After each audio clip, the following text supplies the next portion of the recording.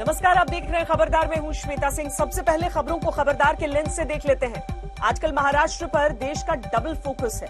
इसकी पहली वजह यह है कि महाराष्ट्र में कोरोना की लहर बहुत तेज है और सबसे ज्यादा नए मामले वहीं से आ रहे हैं। दूसरी वजह यह है कि महाराष्ट्र की राजनीति में वसूली कांड की आग लगी हुई है।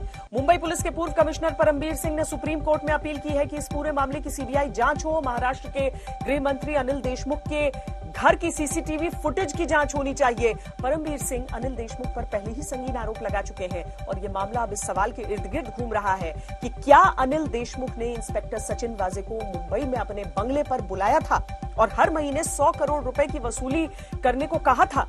इन आरोपों के आधार पर अनिल देशमुख से इस्तीफा मांगा जा रहा है, जबकि एनसीपी के प्रमुख शरद पवार परमबीर सिंह के दावों पर सवाल उठा रहे हैं। इस मामले में बहुत सारे एंगल हैं और हर एंगल से अलग अलग दृश्य दिखाई दे रहे हैं। इसलिए आज हम आपके सामने देशमुख का दृश्यम रखेंगे। ये सुपर विश्लेषण सारे पहलुओं को आपके सामने रख देगा। अगर आपने अब तक इस पूरे मामले को आधा अधूरा फॉलो किया है तो भी खबर की पूरी पिक्चर आपके सामने आ जाएगी। थोड़ी देर में महाराष्ट्र के इस घटनाक्रम पर केंद्रीय कानून मंत्री रविशंकर प्रसाद हमारे साथ जुड़ेंगे। महाराष्ट्र में महावसूली पर हो रहे महाड्रामे पर हम उनसे बात करेंगे और आपको एक्स्ट्रा खबरदार भी कर देते हैं। अब 1 नहीं 2 महीने बाद लगेगी कोविशील्ड की दूसरी डोज। केंद्र सरकार ने सभी राज्य और केंद्र शासित सरकारों को निर्देश दिया है कि कोविशील्ड की 2 डोज के बीच समय का अंतर बढ़ा दिया जाए। पहले कोविशील्ड की 2 डोज के बीच का अंतर 4 से 6 हफ्ते था, जिसे बढ़ाकर 4 से 8 हफ्ते करने का फैसला लिया गया है। ये अंतर सिर्फ ऑक्सफोर्ड एस्ट्राजेनेका की वैक्सीन कोविशील्ड पर लागू है, भारत बायोटेक की कोवैक्सीन पर नहीं। शुरुआत लेकिन खबरदार की हम महाराष्ट्र से ही कर रहे हैं। 15 फरवरी को महाराष्ट्र के गृह मंत्री अनिल देशमुख कहां थे, इसी बात पर अब उनका बचाव हो रहा है, क्योंकि मुंबई के पूर्व कमिश्नर परमबीर सिंह ने आरोप लगाया था कि फरवरी में इसी दौरान अनिल देशमुख ने विवादित पुलिस इंस्पेक्टर सचिन वाजे को मुंबई में अपने बंगले पर बुलाया था और हर महीने 100 करोड़ रुपए की वसूली करने को कहा था। इसी पर देशमुख का इस्तीफा मांगा जा रहा है, लेकिन एनसीपी प्रमुख शरद पवार ने परमबीर सिंह के दावों पर सवाल उठा दिए। ये बताया कि परमबीर सिंह ने फरवरी में जिस मीटिंग का दावा किया था वो दावा सही नहीं है। फरवरी में अनिल देशमुख को कोविड हो गया था, वो नागपुर के अस्पताल में थे, फिर होम क्वारंटीन में थे।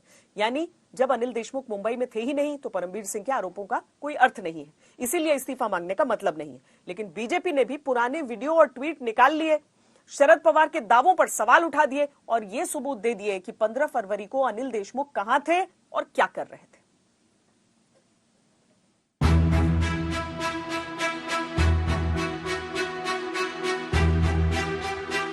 ये कोई पिक्चर नहीं चल रही है, लेकिन पिक्चर से कम नहीं है। एक अनिल देशमुख, एक ही तारीख, एक ही समय, 2 जगह पर कैसे हो सकते हैं? कोई एक दावा तो गलत है। परमबीर सिंह ने दावा किया था कि मिड फरवरी में सचिन वाजे को अनिल देशमुख ने मुंबई के बंगले में बुलाया था और इसी मीटिंग में 100 करोड़ रुपए महीने वसूलने का टारगेट दिया था और ये बात वाजे ने खुद परमबीर को बताई थी। लेकिन शरद पवार ने दावा किया है कि अनिल देशमुख 5 से 15 फरवरी तक कोरोना की वजह से नागपुर के अस्पताल में भर्ती थे। फिर 27 फरवरी तक वो होम क्वारंटीन में थे। जब वो नागपुर में थे तो मुंबई में मीटिंग कैसे कर सकते थे? शरद पवार ने नागपुर के उस एलेक्सिस अस्पताल का सर्टिफिकेट दिखाया, डिस्चार्ज समरी दिखाई, जिसमें अनिल देशमुख के कोरोना संक्रमित होने की बात है और 15 फरवरी को अस्पताल से छुट्टी मिलने की बात है। There is a clear-cut information, there is a record that Mr. Deshmukh was hospitalized and it is also certified by hospital. Secondly,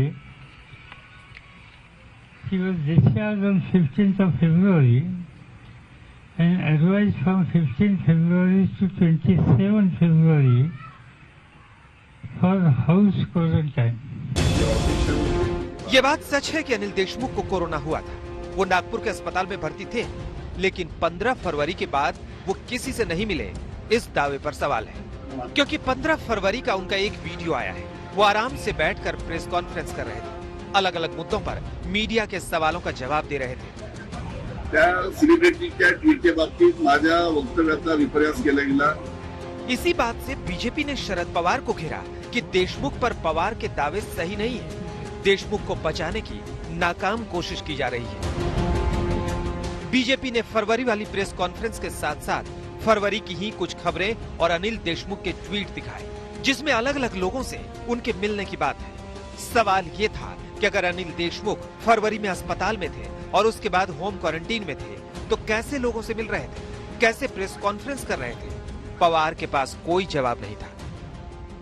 Anil Deshmukh 15 फरवरी को प्रेस कॉन्फ्रेंस कर रहे थे। आपके प्रेस कॉन्फ्रेंस को देखने के बाद अमित मालवीय ने ट्वीट किया है कि 15 फरवरी को अनिल देशमुख एक प्रेस कॉन्फ्रेंस कर रहे थे। वीडियो भी साझा किया है। अनिल देशमुख 15 फरवरी को अनिल देशमुख ने खुद ट्वीट किया है 15 फरवरी को ये प्रेस कॉन्फ्रेंस कर रहे थे। तो आप सब कह रहे हैं कि वो क्वारंटीन में थे, आप कह रहे हैं वो घर में थे। आपने अभी डेट दिया सर 15 से 27। ये मेरे शरद पवार को उस वक्त देशमुख की 15 फरवरी की प्रेस कॉन्फ्रेंस के बारे में पता ही नहीं था। किसी ने उन्हें बताया कि शायद वर्चुअल प्रेस कॉन्फ्रेंस हुई होगी, लेकिन ये भी सच नहीं था। सफाई देने खुद अनिल देशमुख सामने आए। मला कोविड झाल्यामुळे मी नागपूरच्या अलेक्सिस हॉस्पिटलला 5 फेब्रुवारी ते 15 फेब्रुवारीच्या दरम्यान त्या हॉस्पिटलमध्ये ऍडमिट होतो। 15 फरवरीला माझा त्या हॉस्पिटलमधून डिस्चार्ज झाला। डिस्चार्ज होत असताना मी हॉस्पिटलच्या बाहेर पडत असताना हॉस्पिटलच्या गेटवर अनेक पत्रकार त्या ठिकाणी उभे होते। त्यांना काही मला प्रश्न विचारायचे होते आणि काही पत्रकारांचे उत्तर देऊन लगेच गाडीत बसून होम क्वारंटाईन झालो। ते 15 फेब्रुवारी ते 27 फेब्रुवारीपर्यंत मी होम क्वारंटाईन होतो आणि 28 फेब्रुवारीला मी घराच्या बाहेर पहिल्यांदा। देशमुख फरवरी में कहां थे, इस पर अपने अपने दावों के बीच बीजेपी के देवेंद्र फडणवीस ने बड़ी बात की। उन्होंने कहा कि शायद शरद पवार को सही से ब्रीफ नहीं किया गया, क्योंकि परमवीर सिंह ने अपनी चिट्ठी में एसीपी संजय पाटिल से जिस चैट का जिक्र किया था, उस चैट में ही बताया गया था कि सचिन वाजे के साथ अनिल देशमुख की मीटिंग की तारीख फरवरी के आखिर में हुई थी। यानी इस बात का कोई मतलब नहीं है कि अनिल देशमुख 5 फरवरी से 15 फरवरी तक अस्पताल में थे या फिर 16 फरवरी से 27 फरवरी तक होम क्वारंटीन में थे। मीटिंग के सबूत हैं और देशमुख पर कार्रवाई होनी चाहिए। दिल्ली से हिमांशु मिश्रा के साथ मुंबई से पंकज उपाध्याय और साहिल जोशी, आज तक। जिन अनिल देशमुख पर इतना बवाल हो रहा है उनके बारे में जानना भी जरूरी है कि आखिर अनिल देशमुख की सियासी ताकत क्या है और ऐसा क्या है कि एनसीपी इतने बड़े दाग के बावजूद अनिल देशमुख को बचा रही है। 70 साल के अनिल देशमुख नागपुर इलाके के नेता हैं। 1995 से लेकर 2014 तक महाराष्ट्र में जितनी भी सरकारें बनी, अनिल देशमुख हर सरकार में मंत्री बने। 1995 में उन्होंने पहली बार निर्दलीय चुनाव जीता था और पहली बार विधानसभा चुनाव जीतते ही वो बीजेपी शिवसेना की सरकार में मंत्री बन गए थे। 1999 में जब शरद पवार ने अपनी पार्टी एनसीपी बनाई तो वो एनसीपी में शामिल हो गए। फिर 15 साल तक कांग्रेस एनसीपी की सरकारों में मंत्री रहे। 2014 में वो अपने भतीजे से विधानसभा चुनाव हार गए थे और 2019 में जब वो फिर जीते तो महाराष्ट्र में शिवसेना कांग्रेस एनसीपी की सरकार में गृह मंत्रालय की जिम्मेदारी के लिए वो शरद पवार की पहली पसंद है। शायद इसीलिए शरद पवार देशमुख के लिए दीवार बन गए और सीधे तौर पर कह दिया है कि देशमुख का इस्तीफा नहीं होगा क्योंकि परमवीर सिंह के दावे सही नहीं है। देशमुख के बचाव में यह भी कहा जा रहा है कि परमवीर सिंह के आरोपों के पीछे सरकार को अस्थिर करने की साजिश है। लेकिन इस तरह से कब तक देशमुख की कुर्सी बचाई जा सकती है जब सड़क से लेकर संसद तक इस मामले में हंगामा हो रहा है और हर हाल में अनिल देशमुख का इस्तीफा मांगा जा रहा है।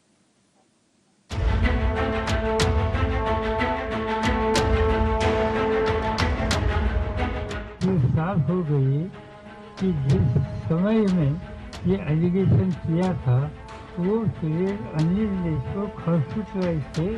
ये बात साफ होने के बाद ऐसे जो कुछ डिमांड है, इस डिमांड को कोई ताकत नहीं रही। जिस मंत्री पर 100 करोड़ महीने की वसूली का आरोप लगा हो, उसका बचाव शरद पवार इतनी मजबूती से क्यों कर रहे हैं, ये समझना इतना मुश्किल नहीं है। क्योंकि बात सिर्फ अनिल देशमुख की नहीं है या किसी मंत्री की नहीं है, बात उस सरकार की पूरी इमेज की है जिस सरकार को बनाने से लेकर चलाने तक शरद पवार का ही दिमाग है। इस सरकार को मैन्युफैक्चर ही पवार साहब ने किया है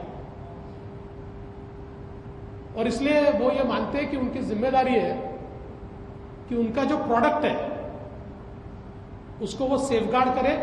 अनिल देशमुख का बचाव करना महाराष्ट्र सरकार और गठबंधन के कार्यकर्ता की मजबूरी भी है, फिर चाहे उन लोगों पर लगे आरोपों से कितनी फजीहत हो, क्योंकि इस्तीफा लेने से ये फजीहत कम नहीं होगी, उल्टे मुसीबतें और बढ़ सकती हैं।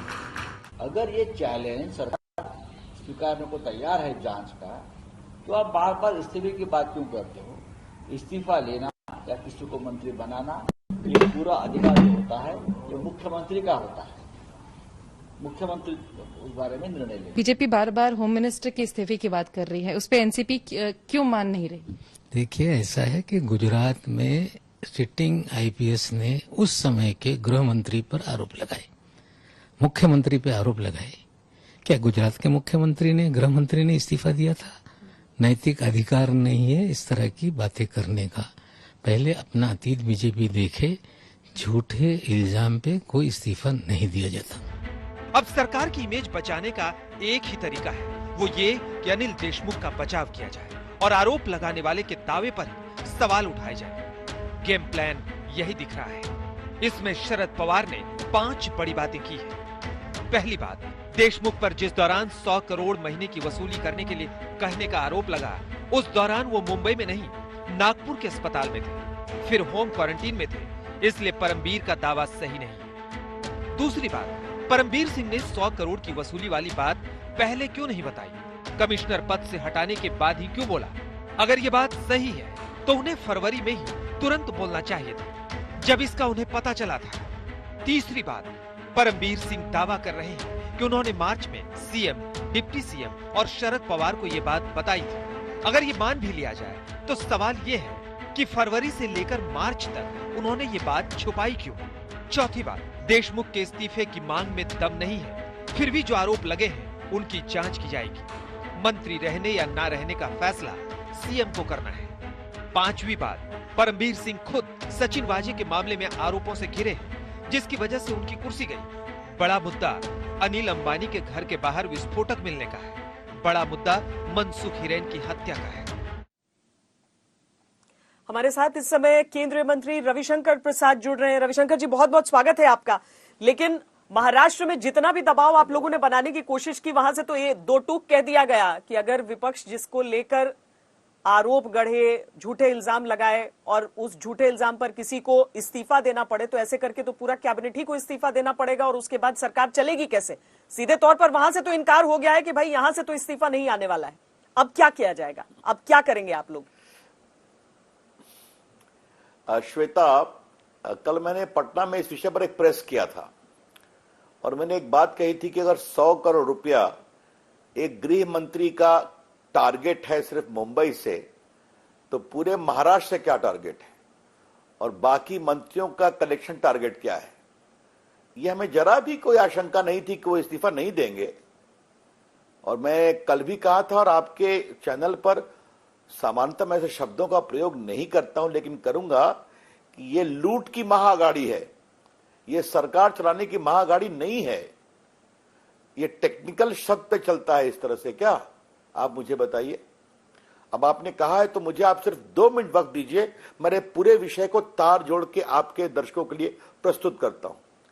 सचिन वाजे एक suspended sub inspector of police है, जिसको डीएसपी भी डिफेंड मुश्किल से करता है, उसको मुख्यमंत्री डिफेंड करते हैं। वर्षों के बाद उसको कोरोना काल में रिइंस्टेट करते हैं क्योंकि पुलिस वालों की कमी है, सिर्फ 1 सब इंस्पेक्टर और 4 सिपाही, और उसको क्राइम का हेड बना देते हैं। अब बात समझिए। तो एक ये ऑफिसर जिसका पूरा जांच सवाल के घेरे में है और वो इसलिए गिरफ्तार हुआ कि एनआईए ने उसको पकड़ा है, वहां की पुलिस ने नहीं, और मुख्यमंत्री ने उसको डिफेंड किया सदन के अंदर। अब इसका दूसरा पक्ष आता है, ऐसा व्यक्ति जिसमें इतनी हिम्मत है कि किसी को टपका दे, कुछ कर दे। आज वो मारा गया, वो ड्राइवर, उसका वो गाड़ी का ओनर भी ना, आपको मालूम है, वो भी जांच चल रही है, वो सामने आ गया कि किसने कैसे मारा। तो इस व्यक्ति की इतनी क्षमता है कुछ भी करने की, इसलिए इसको भी कहा गया कि तुम ही कलेक्शन कर सकते हो 100 करोड़ बार से, रेस्टोरेंट से 1700 प्लस में। अब उसने जाके पुलिस कमिश्नर को बताया। मैं कहता हूं अगर दूध का दूध पानी का पानी होना है तो हमने तो इसकी ईमानदार जांच की मांग कही है ना। तो जिसमें मुख्यमंत्री का नाम है, जिसमें शरद पवार से भी पूछताछ होगी, क्योंकि वो तो उसके पार्ट नहीं थे, उनको क्यों ब्रीफ कर रहे थे परमवीर, या बाकी पूरा मामला आएगा गृह मंत्री का, मुख्यमंत्री, गृह मंत्री, शरद पवार, पुलिस कमिश्नर, तो ये जांच क्या महाराष्ट्र की पुलिस कर सकती है? तो मैंने कहा था अगर उद्धव ठाकरे जी में हिम्मत है तो इस मामले को सीबीआई को सौंप दें। तो मैंने कल ही कहा था। पर रविशंकर जी, तो हमें जरा भी आशंका नहीं है सरकार तो जी, सीधे तौर पर एनसीपी सीधे तौर पर कह रही है कि परमवीर सिंह जो है वो अब बीजेपी के कहने पर ये सारी चीजें कर रहे हैं, वरना अपने ट्रांसफर के बाद उन्होंने क्यों कही होती ये बात, पहले क्यों नहीं कही? देखिए, आपको मैं एक बात कहूंगा, उसमें कई बातें और आई है ना। वो जायसवाल जी जो डीजीपी थे, उनका ट्रांसफर क्यों हुआ? वो दिल्ली अब आए हैं। वो रश्मि वर्मा जो कोई डीआईजी या आईजी लेवल की ऑफिसर थी, उसने भी भ्रष्टाचार की बात कही थी, उसको भी ट्रांसफर कर दिया गया। ये सारी बातें कोर्ट के सामने आई है ना, अखबार में आई है, आप लोग भी कह रही हैं। तो मुंबई में क्या हो रहा है शिवसेना की सरकार के आने के बाद, ये आप भी बड़ी वरिष्ठ पत्रकार हैं, आपको जरा भी देर नहीं लगेगा सच्चाई को जानने में। लेकिन ये पहली बार हुआ है, 3 बातें आप सुन लीजिए, कि एक मुख्यमंत्री एक असिस्टेंट सब इंस्पेक्टर के साथ अपनी इज्जत जोड़ रहा है। विधानसभा के अंदर जो शिवसेना का प्रवक्ता भी था, उसको कोरोना में रीइंस्टेट करते हैं, वो कैसा व्यक्ति है आप भी जानती हैं। दूसरा, ये पहली बार एक पुलिस कमिश्नर ये कह रहा है कि उससे 100 करोड़ रुपए की देनदारी की बात वाजे ने बताई और 2 पुलिस वालों ने व्हाट्सएप पे कंफर्म किया। तो क्या इतने मामले जांच के विषय नहीं बनते हैं क्या? अब आज जो शरद पवार जी, मैं उनकी इज्जत करता हूं, वरिष्ठ नेता है, किसने उसको ब्रीफिंग किया कि अस्पताल में थे? धन्यवाद आप लोगों का, आप लोगों ने वीडियो दिखा दिया कि 15 तारीख को जिसको कहा गया कि वो क्वारंटाइन में थे, वो प्रेस कॉन्फ्रेंस कर रहे थे। तो इस तरह की जो एलिबाई करने की कोशिश की जा रही है, ये बहुत दुर्भाग्यपूर्ण है, बहुत पीड़ादायक है, और मैं यही कहूंगा भ्रष्टाचार की पराकाष्ठा है, साफ लूट है सरकारी अधिकारों के दुरुपयोग करके। अब मामला सुप्रीम कोर्ट में है, सुप्रीम कोर्ट देखेगा। लेकिन हम तो एक बात, प्रेस कॉन्फ्रेंस की तस्वीरें आने के बावजूद जब अनिल देशमुख ये कह रहे हैं कि नहीं वो तो मैं अस्पताल से निकल रहा था, उस समय सवाल जवाब हो गया, उसके बाद में क्वारंटीन हो गया, और शरद पवार इस बात पर अडिग हैं कि बिल्कुल भी इसमें कोई गलती नहीं है, आपको लगता है जांच हो पाएगी तब, अगर वो गृह मंत्री बने रहेंगे वहां पर और उनके अधीन जो पुलिस है वही जांच कर रही है, तो क्या जांच हो पाएगी इसमें? अच्छा श्रद्धामना श्वेता जी, मुझे आप एक चीज, मैं हंस रहा हूं, मुझे आप एक चीज बता दीजिए, जो व्यक्ति क्वारंटाइन में अस्पताल से निकल करके अपने घर में क्वारंटीन से जा रहा है, उसको क्या डॉक्टर लोग प्रेस कॉन्फ्रेंस करने देंगे क्या? कोई प्रेस वाला उसके नजदीक जाएगा क्या? माइक रखेगा क्या? ये कौन सी, क्षमा करिए, बचकाना बातें कही जा रही हैं। मतलब अगर कोई व्यक्ति कोरोना से पीड़ित है और उसको कहा गया आप घर में क्वारंटाइन में जाओ, वो प्रेस से बात करेगा? अब इसका मैं क्या जवाब दूं, आप मुझे बताइए। ये तो अपने आप में और गैर जिम्मेदाराना आचरण है कि एक गृह मंत्री उस प्रदेश का जहां कोरोना एक विभत्स रूप में है, वहां पर खुद सारे नियमों का उल्लंघन कर रहा है। आपने बहुत सही कहा, कैसे इसकी जांच होगी? इसकी जांच एकमात्र ऐसी संस्था के द्वारा होगी जो महाराष्ट्र सरकार के नियंत्रण के बाहर हो। और देखिए, ये भारत की गणतंत्र में एक बहुत बड़ी बात है कि एक पुलिस कमिश्नर ने आरोप लगाया है गृह मंत्री पर कि वो 100 करोड़ रुपए की उगाही की बात करते थे सिर्फ मुंबई से प्रति महीना। और श्वेता, मैं फिर कहूंगा, बहुत अनुभवी पत्रकार हैं, ये एक्सटॉर्शन है। एक्सटॉर्शन इंडियन पिनल कोड में बहुत सीरियस ऑफेंस होता है, लंबी सजा हो सकती है। तो एक प्राइमा फेशी केस है कि नहीं, आप मुझे ये बताइए। इसकी जांच करने की आवश्यकता है या नहीं? उसके बावजूद तो जांच से क्यों भाग रहे हैं? जी, जिस तरह से शरद पवार जो बातें कह रहे हैं और जिस तरह से महाराष्ट्र सरकार का रुख है, उसमें तो ये लग रहा है कि ये टकराव की स्थिति जो है यहां पर बनकर रह जाएगी। जितने खुलासे एक के बाद एक तेजी से होते रहे, उसके बाद अब न्यायालय से आस रखी जाए कि परमवीर सिंह गए हैं सुप्रीम कोर्ट, तो शायद वहां से कुछ बात निकले, वरना तो यही तय करते हुए निकल जाता है कि ये राजनीति चल रही है या सचमुच में जांच हो रही है। देखिए, मैं आपसे एक ही बात कहूंगा कि अब सुप्रीम कोर्ट क्या करेगा उस पर तो मैं कोई टिप्पणी नहीं करूंगा। केस तो ना हमने फाइल किया है ना बीजेपी ने फाइल किया है। आज मैं जो आपसे बातचीत भी कर रहा हूं, वो बीजेपी के बिहाफ में बात कर रहा हूं, कानून मंत्री के रूप में नहीं कर रहा हूं। पार्टी का रुख आपके सामने स्पष्ट कर रहा हूं। पार्टी सड़कों पर जाएगी, आंदोलन करेगी।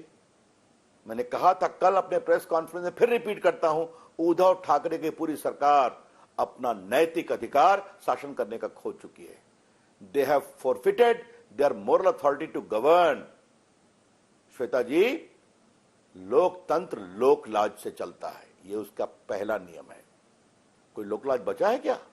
आंदोलन होगा, विरोध होगा। अब महाराष्ट्र की जनता को देखना है और हम भी देखते हैं कब तक बचाते हैं इस तरह से। अब तो इसके अंदर, और मैंने कल फिर कहा था, आज फिर मैं कह रहा हूं, वाजे के पेट में कितने और राज छिपे हैं? बहुत राज होंगे, इसलिए सबको बचाया जा रहा है। जी बताएं।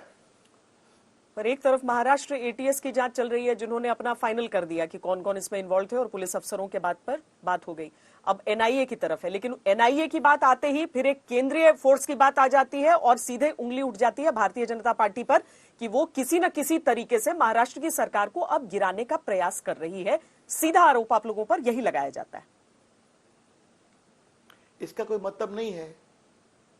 एनआईए नेशनल इन्वेस्टिगेटिंग एजेंसी है ना, तो अगर मुकेश अंबानी घर के बाहर, मैंने नाम ले लिया, क्षमा करिएगा आप, जिलेटिन भरी गाड़ी पकड़ी गई है, जिस गाड़ी में सुनते हैं कि किसी दूसरे जेल से जिलेटिन की व्यवस्था कराई गई है, और जिस गाड़ी का ओनर संदिग्ध परिस्थितियों में मारा गया, जिसको पहले कुछ नहीं बताया जा रहा था, अब एकाएक ये जो पूरा परमवीर का प्रकरण हुआ तो 2 दिन में सब लोग पकड़ लिए गए। तो ये संदेहास्पद परिस्थिति है या नहीं है? देखिए, मैं बार बार कहता हूं कि आप अपनी राजनीति के लिए कुछ भी कहिए, लेकिन कम से कम राष्ट्रीय सुरक्षा के बारे में तो कहीं तो कोई मानक तय होने चाहिए कि नहीं होने चाहिए। ये कौन लोग थे जो कर रहे थे? मुकेश अंबानी देश के एक बहुत बड़े आदमी हैं, बड़े उद्योगपति हैं, लाखों लोगों को नौकरी दे रखा है, और बाकी छोड़िए कॉर्पोरेट अफेयर्स की बात।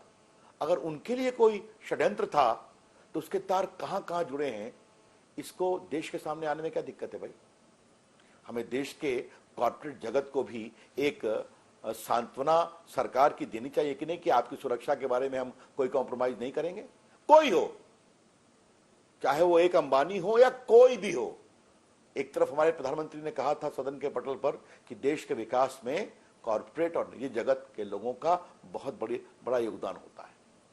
आज आप जानती हैं, मैं डिजिटल इंडिया में काम करता हूं, इलेक्ट्रॉनिक मैन्युफैक्चरिंग में दुनिया में एक जगह बनाई है भारत ने, मोबाइल में। ये सब काम तो किया है प्राइवेट सेक्टर ने ना। हम नीति बना के उनकी मदद करते हैं। तो अगर उनको टारगेट किया जाएगा उनके अंदर की ताकत को कमजोर करने के लिए, ताकि भारत कमजोर हो, तो ये विषय है कि नहीं? किसकी जांच की जाए, जो कर रहे हैं उनको पकड़ा जाए? ये हैं बड़े सवाल।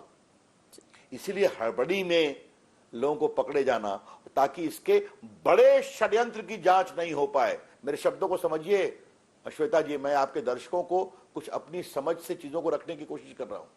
हाँ भाई, 2 लोगों को पकड़ लिया, एक व्यक्ति मर गए, मामला खत्म। क्या इसके तार कहीं और नहीं जुड़े हैं क्या? आप तो देश की सुरक्षा पर बहुत ही अच्छा कवरेज करती हैं। क्या लद्दाख, क्या कश्मीर, क्या Bengal? I am really proud of you Shweta. तो क्यों नहीं इसकी जांच होनी चाहिए? मुझे बताइए तो आप, इस सवाल का क्या जवाब है? वो उम्मीद यही करते हैं कि राजनीति के तारों में न उलझे और साजिश के जितने भी तार हैं और जहां जहां तक वो साजिश के तार पहुंचे हुए हैं, वो सारी चीजें सामने आनी चाहिए। निष्पक्ष जांच अगर दोनों तरफ से कहा जा रहा है तो कम से कम निष्पक्ष जांच का नतीजा है वो देश के सामने आ जाए। बहुत शुक्रिया रविशंकर प्रसाद जी हमसे बातचीत करने के लिए। केंद्र सरकार के वरिष्ठ मंत्री रविशंकर प्रसाद हमसे बातचीत कर रहे थे। जाहिर है भारतीय जनता पार्टी की तरफ से आरोप लगेंगे ही, एमवीए की तरफ से ये जवाब में यही कहा जा रहा है कि ये सिर्फ एक साजिश है, लेकिन अगर साजिश भी है तो जांच हो, बात सामने आए। एक और चिट्ठी से नया घमासान शुरू हो सकता है। अमरावती की निर्दलीय सांसद नवनीत राणा ने लोकसभा स्पीकर ओम बिरला को लिखी चिट्ठी में शिवसेना सांसद अरविंद सावंत पर धमकी देने का आरोप लगाया है और उनके खिलाफ पुलिसिया कार्रवाई की मांग की है। नवनीत राणा आज लोकसभा में लंबित एपीआई सचिन वाजे के मामले को लेकर उद्धव सरकार पर हमलावर थी। नवनीत के आरोपों के अनुसार लोकसभा में उनके बयान के बाद सावंत ने लोकसभा लॉबी में यह कहकर धमकी दी और उन्होंने कोट किया, तू महाराष्ट्र में कैसे घूमती है मैं देखता हूं, तेरे को भी जेल में डालेंगे। नवनीत के अनुसार चेहरे पर तेजाब डालने और जान से मारने की धमकियां उन्हें फोन पर और शिवसेना के लेटर हेड पर पहले भी मिल चुकी हैं। नवनीत ने लोकसभा अध्यक्ष को लिखी चिट्ठी में कहा कि मेरा अपमान करने के साथ देश की सभी महिलाओं का अपमान किया गया। जिस दिन उद्धव ठाकरे की सरकार आई, ठाकरे सरकार चेयर पे बैठे, उसी वक्त परम सिंह जी को फोन करके उन्होंने पहला काम कराया कि सचिन वाजे को ज्वाइन करवाइए। मुझे बताइए, आप सचिन वाजे के कारण परमवीर सिंह को सस्पेंड कराते हैं, उनकी बदली करवाते हैं। अगर इस तरीके से देश में खंडनी वसूली का चक्कर शुरू हुआ तो पूरे देश में ये चीजों को फॉलो किया जाएगा। जैसे ही मैंने मेरा स्पीच खत्म किया, शिवसेना के कई लीडर वहां से वॉकआउट कर रहे थे और एक व्यक्ति आके अरविंद सावंत जी मेरे पास आए, 2 सेकंड के लिए रुके और रुक के मुझे बताया। मुझे लगा कि हम जब चर्चा करते हैं तो अपने विषयों पे चर्चा करते हैं, हम विरोध दिखाते हैं, पर जब विरोध खत्म हो जाता है तब हम सब कोलीग्स आपस में अच्छे से सुलझे हुए लोगों के साथ जैसे हम बात करते हैं। उन्होंने आते बराबर मुझे बोला कि अब इसके बाद तुम्हारी बारी है, अब तुमको जेल के पीछे डालेंगे। मुझे लगता है कि एक संविधान की हत्या मतलब यही होती है, क्योंकि लोकतंत्र के अंदर जब हम सब बैठते हैं, सब बराबरी के कोलीग्स रहते हैं, कोई लीडर सीनियर नहीं होता, कोई जूनियर नहीं होता, क्योंकि सब हम एक दूसरे के अपने अपने विषय वहां पर रखते हैं। अरविंद सावंत ने नवनीत राणा के आरोपों को नकारा है, लेकिन ये जरूर कहा है कि नवनीत राणा जिस भाषा में मुख्यमंत्री उद्धव ठाकरे के लिए बात करती हैं वो सही नहीं। सरासर झूठ। हमने जिंदगी में, एक तो महिला है पहली बात, और ये नवनीत राणा जी है, वो आते जाते समय मुझे भैया दादा करके पुकारते, मैं भी उसके साथ बात करता हूँ, ऐसा कुछ नहीं है, ना गुणा है। लेकिन एक बात कहता हूँ कि ये काम धमकाना, और महिला को, मैं शिवसेना को इतना ध्यान में रखो, महिला को धमकाने वाले काम करते नहीं, कभी धमकाया है, उसके इर्द गिर्द अगर कोई लोग होंगे तो बता देना कि अगर मैंने धमकाया होगा तो। रही बात उनकी जो बात करने का तरीका है वो थोड़ा सा अच्छा नहीं लगता, क्योंकि जब भी आप जितनी भी आप वीडियो क्लिपिंग उनके निकालें तो आपको दिखेगा वो आदरणीय मुख्यमंत्री उद्धव जी ठाकरे साहब का नाम लेगी, और उसकी बॉडी लैंग्वेज देख लेना, एकदम तिरस्करणीय और घृणास्पद बात को करती रहती है। फिर भी हमने कभी नहीं बोला उनको।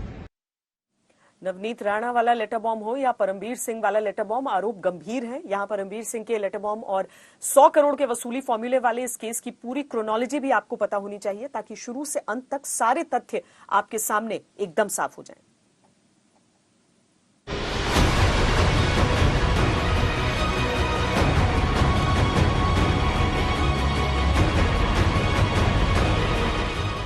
महाराष्ट्र के गृह मंत्री अनिल देशमुख, मुंबई के तत्कालीन police commissioner Parambir Singh, ACP Sanjay Patil, API Sachin Waze और 100 करोड़ की उगाही का खेल। लेकिन भांडा फूटा और महाराष्ट्र की सियासत में अब भूचाल आ गया है। कहते हैं एक कड़ी भी टूट जाए तो राज राज नहीं रहता। एनआईए ने जैसे ही सचिन वाजे को एंटेलिया केस में दबोचा, वैसे ही पूरा खेल सामने आ गया। 16 मार्च को मुख्यमंत्री उद्धव ठाकरे की मौजूदगी में बड़ी बैठक हुई, जिसमें गृह मंत्री अनिल देशमुख, डीजीपी और मुंबई पुलिस के तत्कालीन कमिश्नर परमवीर सिंह मौजूद थे। 24 घंटे के बाद 17 मार्च को परमवीर सिंह मुंबई पुलिस कमिश्नर के पद से हटा दिए गए। 3 दिन तक अपमान की आग में जलते परमवीर सिंह ने 20 मार्च को मुख्यमंत्री उद्धव ठाकरे के नाम एक चिट्ठी लिख डाली, और यही चिट्ठी महाराष्ट्र की सियासत में लेटर बम के रूप में फटी है। इस चिट्ठी बम में परमवीर सिंह ने अपने बॉस गृह मंत्री अनिल देशमुख पर गंभीर आरोप लगाए। पहला आरोप, एंटेलिया केस में गिरफ्तार असिस्टेंट पुलिस इंस्पेक्टर सचिन वाजे को अनिल देशमुख ने हर महीने 100 करोड़ की वसूली का टारगेट दिया।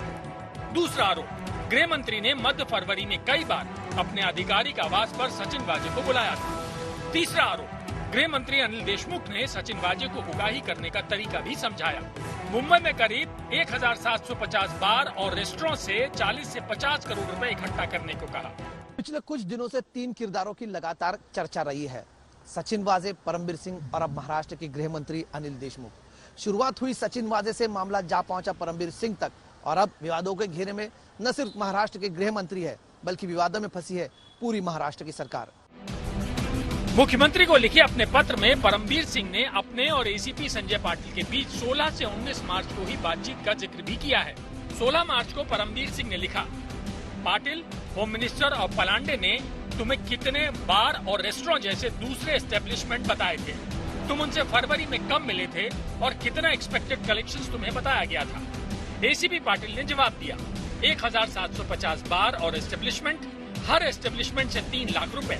इसके हिसाब से हर महीने में 50 करोड़ रुपए का कुल कलेक्शन। पलांडे ने डीसीपी एनफोर्समेंट के सामने 4 मार्च को ये बताया था। इसके बाद परमबीर सिंह पद से हटा दिए गए। 19 मार्च को परमबीर ने फिर एसीपी पाटिल से पूछा, पाटिल मुझे कुछ और इन्फॉर्मेशन चाहिए, क्या वाजे एचएम से मिलने के बाद तुमसे मिला था? एसीपी पाटिल का जवाब, यस सर, वाजे एचएम से मीटिंग के बाद मुझसे मिला था। परमबीर सिंह ने लिखा, क्या वाजे ने तुम्हें कुछ बताया था कि वो एचएम से क्यों मिला था? एसीपी पाटिल का जवाब, सर वाजे ने मुझे मीटिंग की वजह बताई थी कि 1750 एस्टेब्लिशमेंट हैं जिनसे उसे हर महीने 3 लाख रुपए कलेक्शन करने थे, जो करीब 40 करोड़ से 50 करोड़ होता है।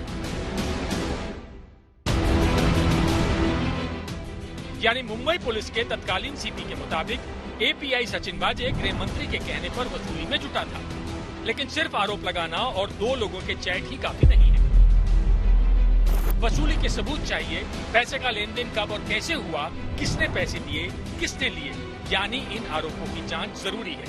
महाराष्ट्र सरकार इस जांच तक देशमुख को पद से हटाने के मूड में नहीं है। देशमुख की डेजिग्नेशन की कोई आवश्यकता नहीं है।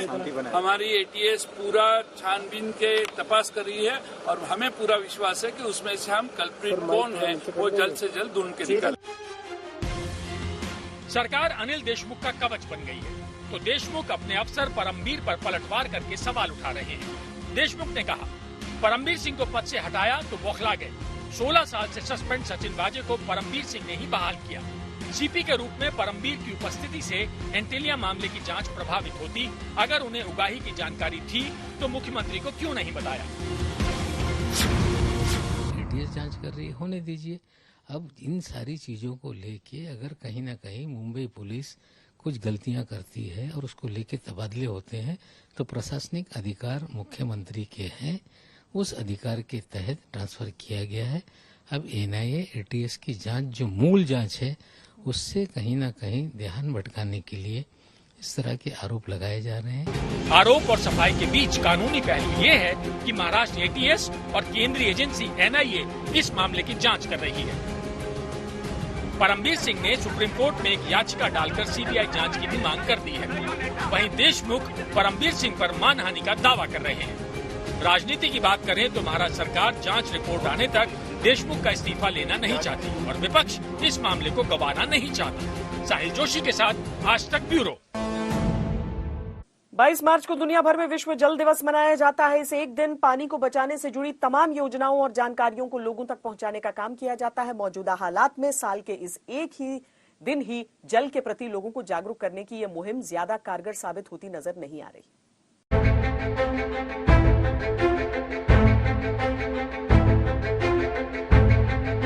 दुनिया भर में 22 मार्च को विश्व जल दिवस के तौर पर मनाया जाता है। तेजी से घटते जल के स्रोतों का महत्व समझाने और उनको बचाने के लिए ये दिन 1993 से लगातार मनाया जा रहा है। हालांकि इतने बरस बीत जाने के बावजूद हालात में सुधार नहीं हुआ है।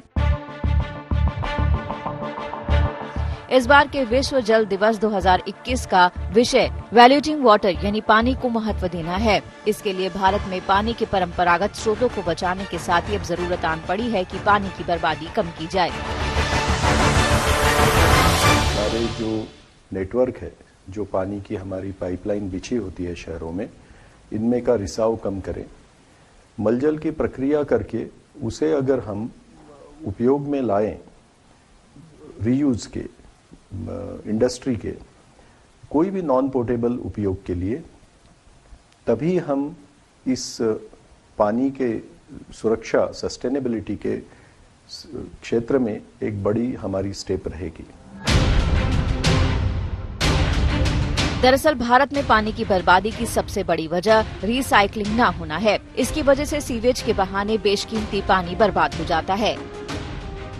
आंकड़ों के मुताबिक भारत में शहरी इलाकों में 61,000 MLD सीवरेज पैदा होता है। इसमें से बड़े शहरों में 30% और छोटे शहरों में महज 3% पानी को साफ करने लायक सीवेज ट्रीटमेंट प्लांट्स की क्षमता मौजूद है, जबकि विकसित देशों में कुल सीवेज का 80% पानी फिर से इस्तेमाल करने लायक बना लिया जाता है। इस तरह से ये बगैर ट्रीट किया गंदा पानी वापस उसी जगह पहुंच जाता है जहां से इसे लिया गया था। ये लापरवाही देश के पर्यावरण के साथ बड़ा खिलवाड़ है। आंकड़ों के मुताबिक केवल गंगा में ही रोजाना 1500 मिलियन लीटर गंदा पानी वापस छोड़ा जाता है। यही वजह है कि नदियों को साफ करने की योजनाएं सफल होती नजर नहीं आ रही हैं। पवित्र नदियों की स्थिति आज ठीक नहीं है। गवर्नमेंट बहुत प्रयास कर रही है साफ सफाई करने में, लेकिन हम भारतीय देशवासी होने की बावजूद हमारा भी कोई कर्तव्य बनता है कि हमारी सेंसिटिविटी बढ़े और हम सहयोग दें।